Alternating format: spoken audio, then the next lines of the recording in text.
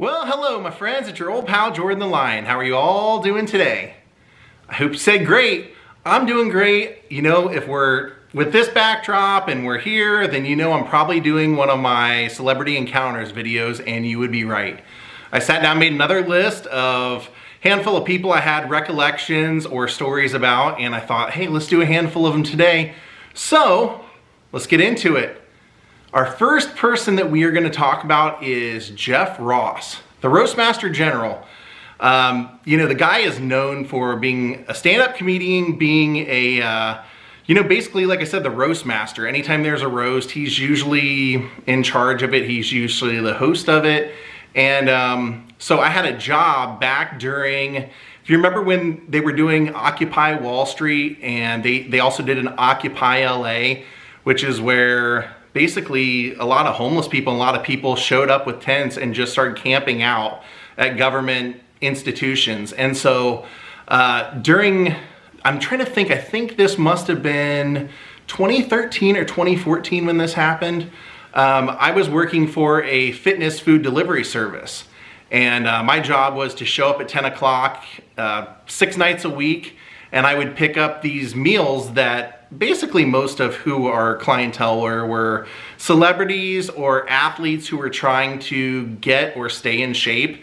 And so they worked with a doctor to come up with what the doctor thought would work best for their body as far as fitness. And then the company I worked for, we cooked all their food for the next day, and we would make it all during the day, and then I would go pick it up and I would go deliver it at their house in the very early hours in the morning. So I would start delivering about 10:30 or 11 at night, and I would finish up about 6 a.m. And we had a new customer, and it was Jeff Ross. I recognized the name. And after about 2 nights, they said, hey, would it be a pain for you to try and get his food delivered to his house by midnight? And I said, well, no, not really. I said, I can do that.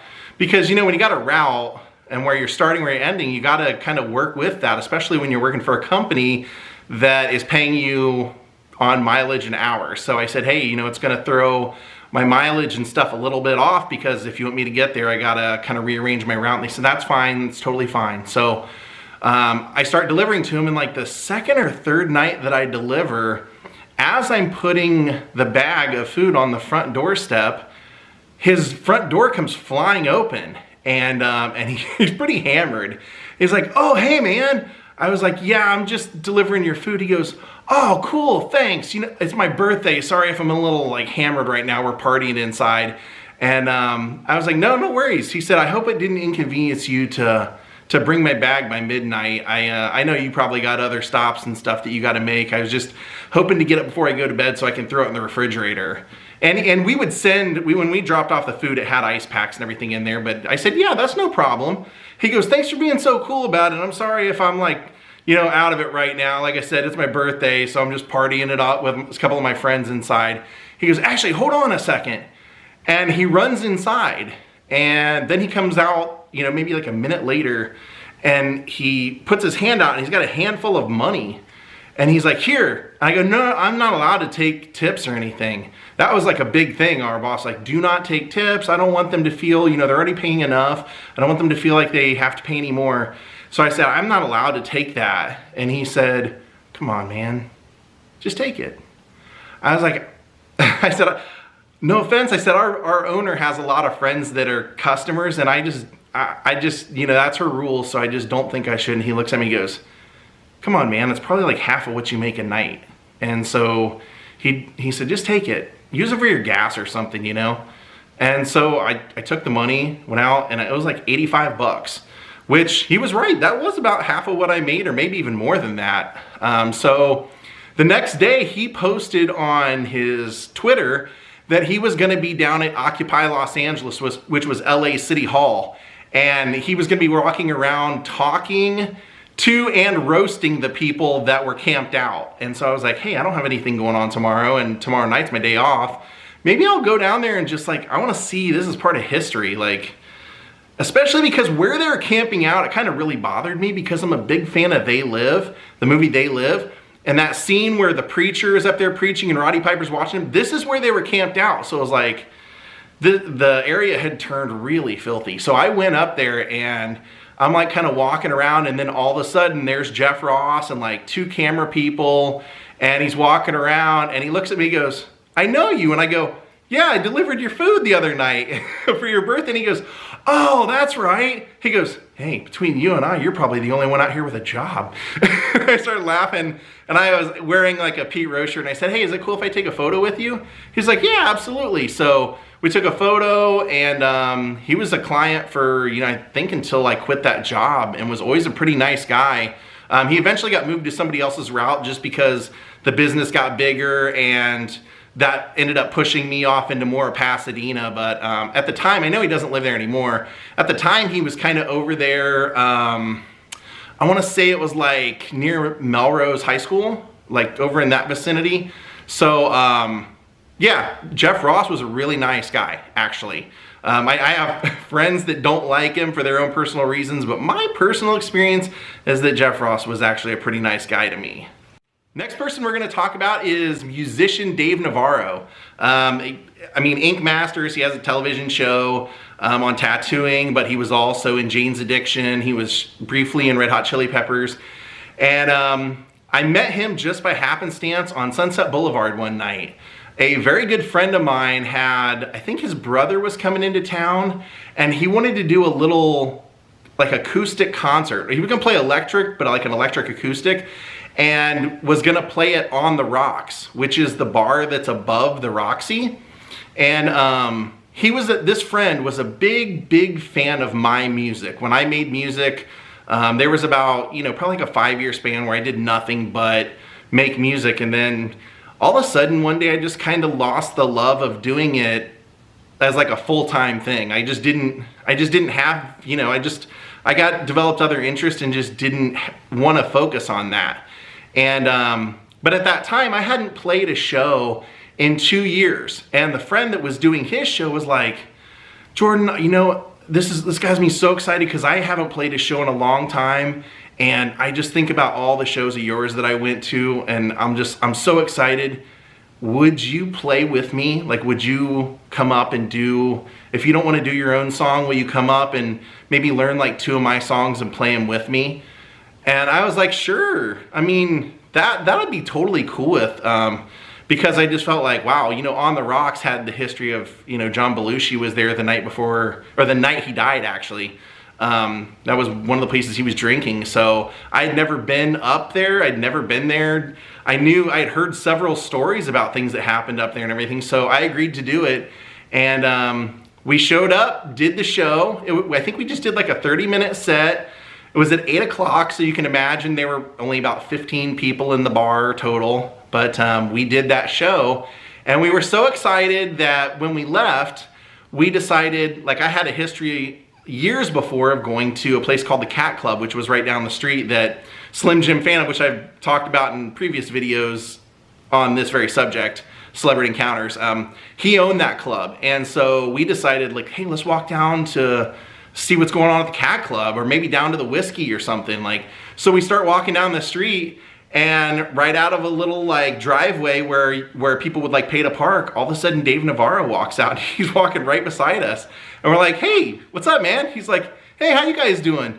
I was like, "We just played a show up at On the Rocks." And he goes, "Oh, cool, congratulations." He goes, "You know the history of that place, John Belushi?" And I go, "Yeah." He's like, "Yeah, cool, man." He's like, "Where you guys going?" We're like, "We're going to the Cat Club." He goes, "Me too, I might hop up and play."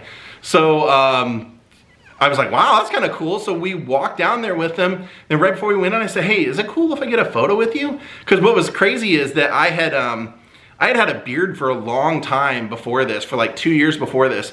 And for whatever reason, the day of the show or the day before, I had like been talked into just shaving. They're like, "Hey, why don't you go babyface for this, for old times or something?" So this is like the only photo from that time in my life where I was actually babyface, because I had shaved that day and then started growing it out again. But Dave Navarro was super cool. I'm pretty sure I've run into him several times at like the Rainbow and stuff. Didn't talk to him, but I've seen, you know, him in groups and things like that, or had mutual friends, and I've never heard any bad stories about Dave either. Now the next one is Drew Carey. Drew Carey is kind of an interesting story because it ties back into my food delivery days. And Drew became one of our one of our clients, and I started delivering his food. And same story, basically. One night, I'm dropping off his food at like 2 in the morning, and he sees my lights out there, and he comes out and grabs the food. And I said, Drew, I'm a big fan of yours. I said, I'm actually from Southwest Ohio, but Ohio nonetheless. He's like, oh, cool, man. He goes, I always love an Ohio person. I said, man, I love everything you did. I love the show. I loved your stand-up, the human cartoon. He started laughing. I said, can I drop off a DVD of yours and maybe have you sign it? I was never supposed to do that, but people had told me that Drew Carey was like extraordinarily nice. Everybody I've ever talked to, people like when I worked at a different restaurant before this, people would say, oh, you better hope that Drew Carey orders when you're here because he gives monster tips. So I knew Drew was nice, and he goes, yeah, absolutely. He goes, you know, I don't have any 8x10s, but I have like some 5x7s. Do you want me to sign one of those and leave it out for you? I said, that'd be really cool if you wouldn't mind. So sure enough, next day he left that out for me. I dropped off my DVD. He signed that for me, so I'll show you both of those things here. And then it was kind of crazy. I'd say about 2 years later, I was hired to be a production assistant, and we got called because Price is Right wanted to film like 4 episodes in one day. And because they had a holiday coming up and they wanted to just get it done. So they said, hey, for this particular day, we're gonna have like 2 shows of paid audience for part of the guests, because we know it's not gonna be filled out. They just didn't have enough time to let people know, and it's gonna be a long day. Because if you don't know, if you're gonna be on The Price is Right, if you got a ticket, you have to show up like first thing in the morning. And you stand out there, and then like as you're in line, somebody from the show comes by, they talk to you in line, get a feel for you, and that's how they actually pick who's gonna be on the show. If you have a good story or a good personality, they think you'll be funny, they think you'll be outgoing, not a bump on the log, that's how they decide who they're gonna pick. But you don't end up filming until like the afternoon, and then they're filming several shows, so they knew, you know, people that when they normally film, I think they do 2 shows a day. They were gonna do 4 this time, so they knew people just were not gonna have the energy to stay that long. So I was there and I was checking people in. They said, hey, we need you to sit in the crowd because we're like 2 people shy. I said, no problem. So I sit in the crowd while we're filming, and I'm pretty sure this was, gosh, it was either Halloween or 4th of July. I forget what holiday it was, but I remember in between, when they weren't filming, when they would go to commercial break, most times that you would do these, the host would go off screen, like off the stage, and he would either take a break, you know, get his makeup retouched, something, and then you'd go back and you'd start filming again 15 minutes later or something. Drew would stand out there and actually talk to the crowd. And it was almost like a tractor beam, because as soon as they went to break, he looks out in the crowd, and I'm going, he's gonna talk to me. And he looks right at me and goes, sir, what are you out here in Los Angeles to do? I said, well, I started out here to be a musician, but then I changed focus and want to be an actor. He goes, okay, I'm gonna help you here. He goes, I took an acting class after the Drew Carey show that changed my life. He said, Sam Christensen, the guy was the casting director for MASH, but he said, he taught me things about myself I didn't even know. He said, I highly recommend you take it if you're an actor. You can even take a free class with him. But he said, you know, when you're going in for an audition, you don't know how the world sees you. And when I took this class, that's what this class is about, is people around you telling you how they see you so that you know how to present yourself when you meet other people that you want to impress or an audition or something. He goes, changed my life. You should definitely take it. And I thought that was super cool. So I ended up taking the class. I signed up and took the class. And when Sam Christensen went around the room and said, how did you hear about this class? When he got to me, I said, well, Drew Carey met me and told me that I should take this class. And he said, Drew's one of my favorite people I've ever had here. He said, in fact, Drew sent me 5 or 6 people that he liked, that he thought should come here.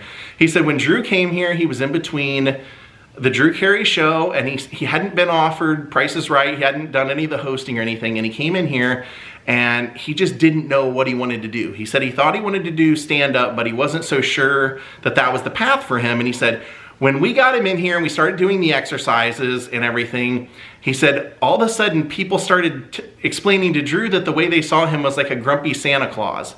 And once he started to process the way that he could make that work with him, he said, well, it wasn't very long, maybe a month or two later, that he got asked to guest host The Price is Right and then got the gig. And he said, I think he got the gig because he finally sees what people see in him that they like and what it is that he brings. And now it's just, you know, it's just second nature for him. And it takes the doubt out of who you are as an actor. And yeah, it was a great class, and sadly, Sam Christensen has passed away since a couple of years ago, but Drew Carey was awesome. And honestly, I kind of credit, in a way, that experience of Drew Carey telling me to take Sam's class, and then what I learned about myself from Sam's class, I put all into this channel, and I've been doing this channel full time for over 7 years. So yeah, I would say that his techniques are really good. You just agree when you sign up that you will not divulge his techniques to other people. That's part of taking his classes, that if people are inspired by the way you act or that they should come take the class or take a free class themselves. So yeah, Drew Carey was awesome. Can't say enough nice things. And he did eventually leave me tips in the bag, which I thought was super cool. Every once in a while there'd be like a 20 or a 50 in the bag, like in an envelope sticking out of the bag. So yeah, if you run into Drew Carey, I know he goes to like rave festivals, and he goes to a lot of sporting events. He's a very personable guy. Now the next person I want to talk about is somebody who I did not find to be very pleasant at all.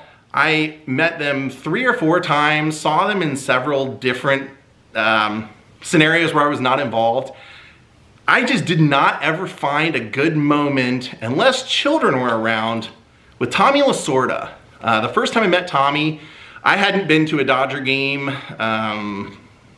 This might have been my first Dodger game, in fact. No, I think it was my second Dodger game. I hadn't been to a game in years, and got there early so I could see batting practice, and had outfield tickets because they were the cheapest. So when I got there, I soon realized this was before they did the renovation of the whole outfield, and they would open the gates to the outfield, and you could actually go behind the wall, behind the home run fence, into the black area. And back there before the game, the Dodgers would have a Dodger legend out there for free signing autographs. And the very first day that I went, Tommy Lasorda was the Dodger legend that they brought out. And from the time that he walked out, he was grumbling, and people, you know, lines, people tend to like shift, or you got 3 people in your group, so they bunch together, and he's walking away, he's like, get out of my way, let me walk through, move over. Meanwhile, like the whole other side of him, there's nobody, and he's got an escort, and they're coming through, so it's like Tommy's choosing to walk close to the people. So I was like, that's kind of weird. But anyway, then when you got closer to the line, he didn't want people to take photos with him. He didn't want anybody to come behind the thing at the time. And I remember I could hear a couple people behind. If he didn't have something, they had a little like note card with the Dodger logo and some baseball stitching on there, and they would sign that. And I heard somebody come up and they were like, oh, Tommy, I'm so excited to meet you. I've been a Dodger fan. What do you want me to sign?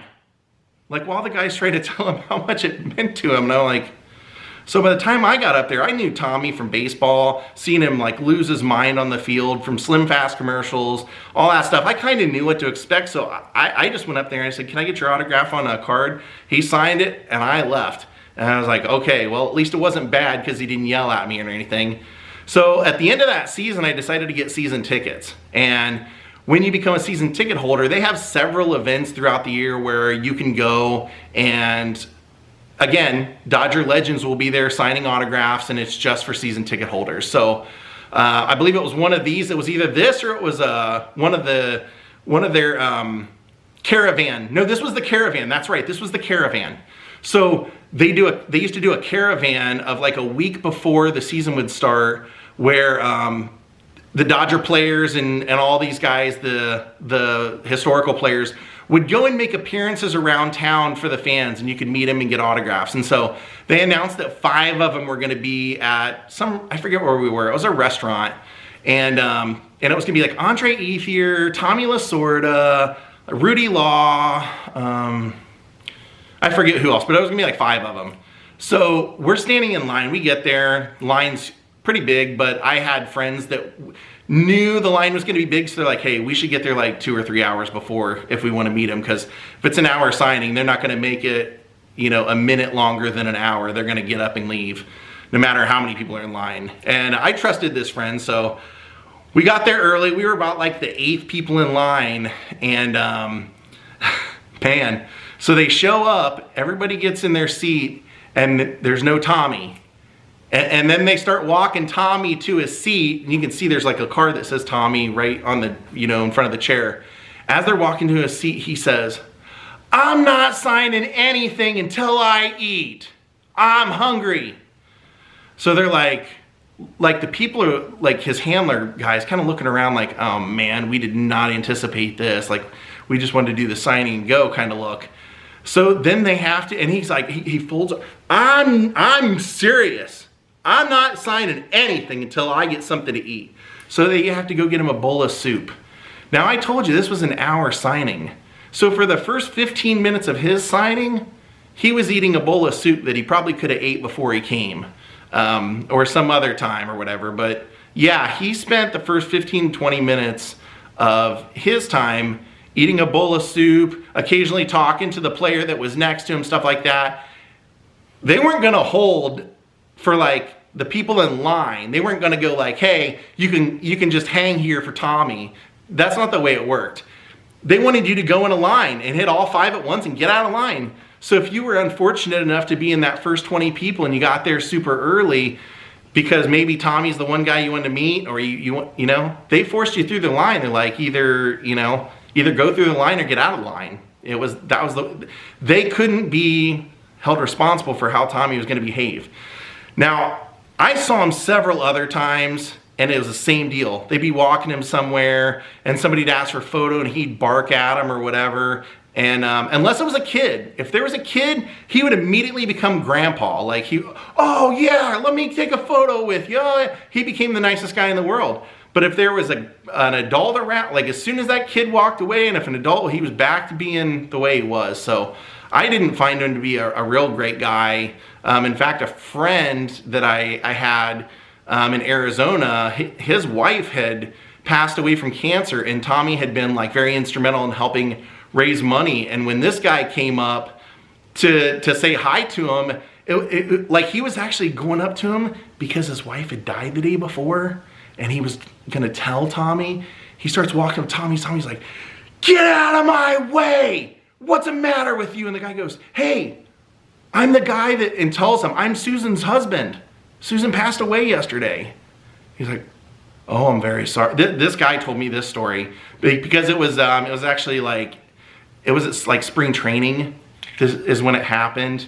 And the guy had, I think they had seen it coming and everything, but the guy had, you know, since they lived in Arizona and spring training was in Arizona, he went out there to tell him, because what Tommy had did at that point meant something to him. But yeah, until he knew who he was, he kind of like barked at that guy too. So I want to believe that this is just, you know, sometimes when people get older, they get really fussy and that they just have a short temper or whatever, and maybe that's what his deal was, because I've seen other people post that they met Tommy Lasorda and he was great to them. I just never got any of those experiences, unfortunately. I just always got the bad ones, or saw the bad ones of him having with other people. So now let's talk about Paul Stanley. So Paul Stanley, I initially met in London at the O2 Arena. I had went to London to do some filming, making videos and everything. This was 2019, I believe. This was pre-pandemic. And they were playing O2. And my friend is Eric Singer and Kiss, and Eric hooked me up with some backstage passes and some tickets for the show. And so as we're kind of like hanging out before the show, I wasn't hanging out with Eric because, you know, Kiss has taken photos. They're doing all the stuff they got to do before the show. So I'm hanging out with another friend of mine at the time, and we noticed that there's like this guy that kind of like, he's in a wheelchair, but he's talking a lot, telling stories. People are going up and taking photos with him. So we go over and we start talking to him. It turns out his name's Lee Kerslake, and Lee Kerslake played on like the early Ozzy albums and as the drummer, and he was also in Uriah Heep. And Lee was actually dying. It was weird because he was supposed to have died. He tells us this story, like, they thought I was gonna die, I was terminal, and then somehow I miraculously survived, but now I have another kind of cancer and I am definitely gonna die now. So these people that were with him were making a documentary. And the reason he was there was because in the early days, Kiss used to go and tour and open for Uriah Heep. And Lee was telling us at the time, you know, like back in those days, Kiss had pyrotechnics, and it was like the early days of their pyrotechnics. But he said, if you were touring with the band, you had to go ask their permission if you could do them, because they may see that as you trying to upstage them and say no, like there's no way we're letting you do that. So Lee's telling us, like, well, when they told us what they were gonna blow up the stage and do all this stuff, you know, they're kind of thinking like we're not gonna let them. And he goes, and I just said to myself, well, hell, if that's what's gonna happen, I wanna see it. So they let him. And so that kind of really helped Paul and Gene and the band get going. And so after the show, I go back and Lee Kerslake is backstage, and Paul comes from backstage after he cleaned up, and he's out talking to Lee, taking pictures and you know, and everything. And I'm like, that was super cool. Like, that was a really nice gesture, because Eric had come out and did the same thing, and then Paul came out and spent some time with him and stuff. And so that was the first time I had met Paul, because after that, then I was like, hey Paul, what's going on? My name's Jordan. I'm filming you and Lee because I told his people, I'm like, hey, anything I film, you guys can have for the documentary. So I filmed part of their meeting and stuff. And so Lee Kerslake's people, he did die sadly about a year after that. And they did end up using that footage, as far as I know, because they contacted me and said, is it still cool and all that. So then it was right at the start of the pandemic. Or no, not the start of. The pandemic basically started, as we know, like in 2020. Well, Paul Stanley was supposed to do a music video for his side project, which was called Soul Station. It's his soul Motown. And I hesitate to even call it a side project, because he feels so strongly about it that he loves it just as much as Kiss. But he was gonna film a music video, or a series of them, in November. And because of, you know, the restrictions with COVID, things had to get pushed back. And now, the person who was gonna film his video was a really famous director named Wayne Isham. And Wayne Isham's right hand happened to be a friend of mine. And so she said, hey, can I hire you to do what you do on Paul's music video? I go, like what? Like make a vlog of it? And she goes, yeah, kinda. She goes, I wanna hire you to come film it the way you do on set, like film all kinds of behind the scenes stuff for the whole day. You don't even have to edit it. Just film it for us, and we're gonna turn it into like a little mini documentary kind of thing, and release it with the songs. I said, sure. So when I get there, now this was really height, especially in the entertainment industry of COVID. So before you could even, like before anybody was allowed to come to set, you had to get tested, you had to, you had to go through everything. You had to show proof that you didn't have it, you had to wear a mask the whole day, you had to do this. And they were gonna have somebody on set, a protocol person, making sure that everybody was doing it, and if you didn't do it, you were gonna get fired and sent home. So it was a big deal. So it was weird for me, because I'm not used to working for somebody else, and this was one of those situations where I was getting paid to basically go do my thing, and I just didn't know what that meant. Until I got there, I'm going, so am I allowed to follow, do you want me to follow Paul around? What do you want me to do? And she's just like, whatever you want. If you want to follow him around, do that. If you want to film this, do whatever you do. So I was like, okay, cool. So Paul comes rolling in. I introduced myself, said, hey Paul, I'm Jordan, I'm walking around, just gonna be filming stuff. If there's anything you don't want me to do, if there's anything that you don't want me to film or anything, just let me know, or just tell me, hey, not right now or something, and I'm cool. And he goes, no, film whatever you want. Film however you do it. And I was like, okay, cool. He goes, nice to meet you, and thanks for working on my project. I was like, thank you. So, of course, then Eric Singer shows up, and we're talking. Paul sees me talking to him, so he kind of knows that I know Eric and everything. And throughout the day, anytime from the time that Paul was in the makeup chair, I could just walk on in, start filming him. I could start asking him questions. He was super cool about it. Now, granted, this was my job and everything, but he could have also said, can you give me a minute? Can you? So I got to film, you know, this whole day, made this, you know, I had a great experience. In fact, one of the things I loved about it was kind of getting to see who Paul really was, because throughout the day, you know, they would be setting up shots and I'd see him go, hey, Eric, to Eric Singer. He's like, come over here. I want to get your input. What do you think? How do you think this will look? And he would do that with various people to where it's like, this is cool. Even though he's the front man of KISS, this is a collaborative effort. He wants people's input. And when I interviewed him for parts of that, that's what he said. He said, I think you're really doing a disservice as a musician if you're doing a project and you don't listen to the people around you's input and their ideas and stuff. So Paul was like a really nice guy all day long. Then we wrapped and it was the evening time and I'm like, I really want to get a photo with him, but we've all been wearing masks all day and I don't want a photo with a mask, you know? So I see Paul walking over to his car and I go, Paul, can I ask you a question? And he's like, sure. I go over there, I go, would it be unprofessional to get a photo with you? He goes, not at all, let's do it. And he takes his mask off and I realize, I'm like, he knows I've been tested, he knows all this, and now that we're not working, now that the protocol and everything, we're officially off the clock, he's being nice enough to take a photo with me without the mask on when like you couldn't go anywhere and get a photo. Even with the band, when they finally came back to touring and started doing the meet and greets and stuff, they were having plexiglass between. So I found Paul Stanley to be a really cool, nice guy. I really did.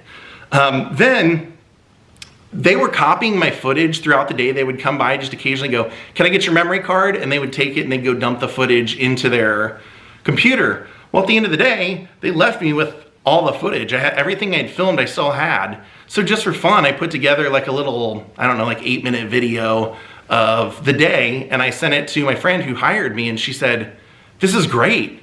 She said, I want you to release this when the album comes out. Once we release the music videos, I want you to put this out. So I was like, oh, sweet, I would love to. That'd be great. I mean, it was because the music the whole thing is his music because they're making music videos. The video is already unmonetized. Like you couldn't be monetized, so I wasn't gonna make a penny off it anyway. But I wanted to put out because I thought it made Paul look cool. And a little like, you know, backstory is that once I made this video, I sent it to Eric Singer. And Eric's like, this is great, I'm gonna send it to Paul. Well, this was like a week or 2 weeks before the album came out and Paul misunderstood. And when he saw the video, he's like, Eric, your friend has to take this down. He's like a lot of money's on the line. And Eric just kind of told him, he's like, no, Paul, this video's on private. Only you and I and he have this. He just wanted you to see what he made, you know? And so Paul's like, oh, okay, cool.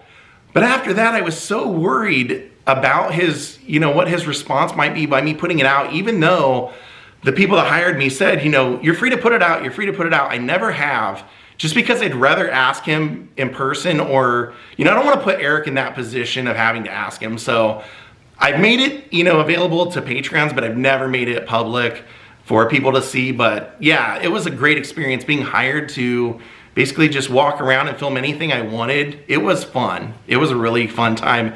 And the record was really good.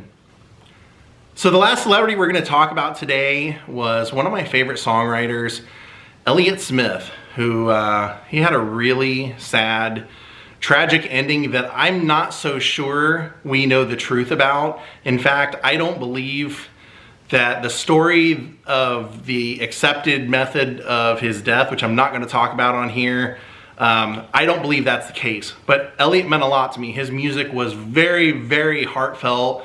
His voice, I just don't know how to describe it unless you've heard it. So I hope you will go check it out if you don't know his music. But I was a big fan. I'd never gotten to see him live. And a friend of mine had and said, man, you have to see Elliott. He said, I saw him with a full band and it was mind-blowing.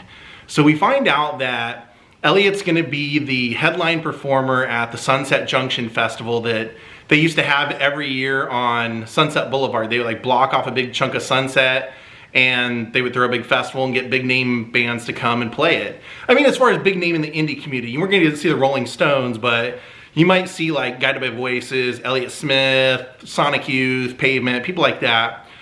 So Elliott was there, and he goes out to perform, and it's horrible. Elliott had a bad history of being addicted to the big H, and he had fought that. He had written songs about that. But this night, it was clear that he had relapsed. There was no mistaking it. He couldn't get through a song. He couldn't remember his lyrics. He didn't know what key songs were in. You know, people were heckling him that loved him, and it was just a bad experience. And after the show, I happened to see him, and stupidly, I don't know why I did this, but I had made like a demo tape, and I just said, Elliott, you know, I hope everything gets better for you. And you know, I'm inspired by your music. I was hoping I could give you my tape. So I gave him my little like demo CD or whatever. I actually gave it to his girlfriend who was there with him.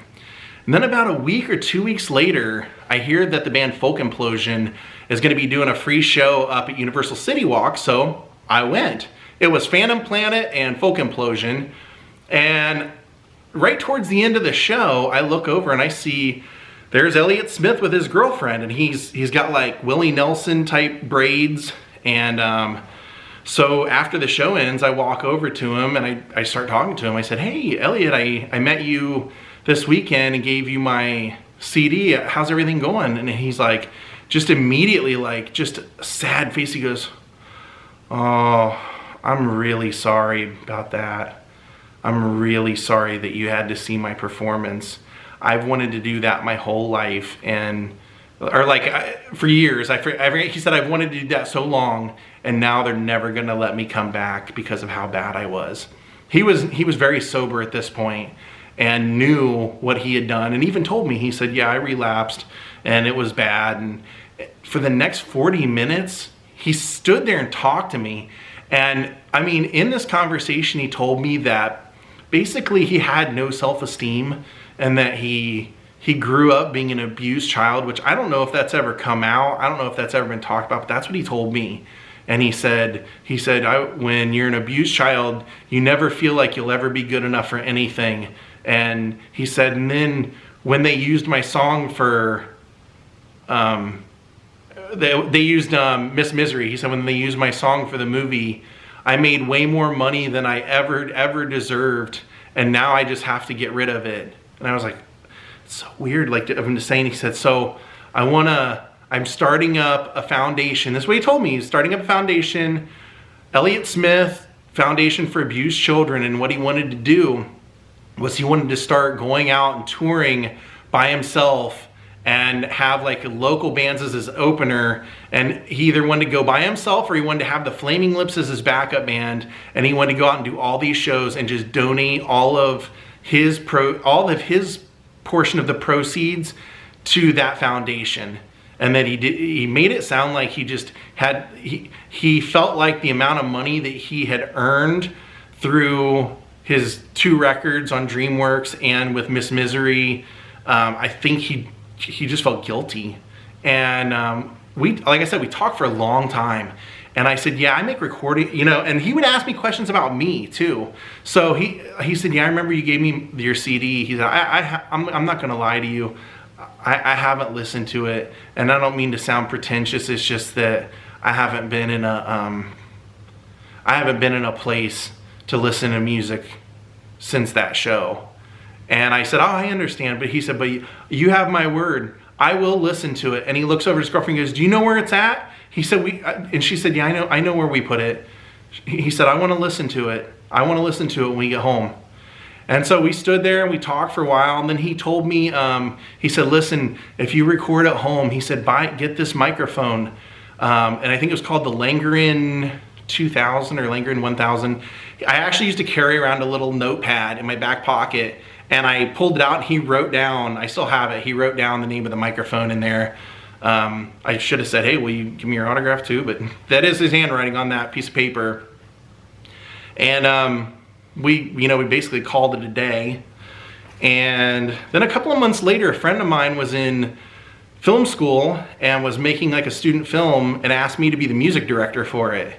And I thought what would work perfect were a couple of Elliott songs. So I found a contact for him online, or for his girlfriend, who I think was quasi-managing him at the time, and emailed them and told them, you know, hey, could we use this? And they said, would you mind getting a copy to Elliott? Would you mind mailing? And they gave me the address, and the address was the Snow White Cottage's address. If you look up my Elliott Smith videos and where I've shown some of his old residents, that was where she had me mail it to. So they watched it, and she said, Elliott approves of how you use the music. You're free to use it in the student film.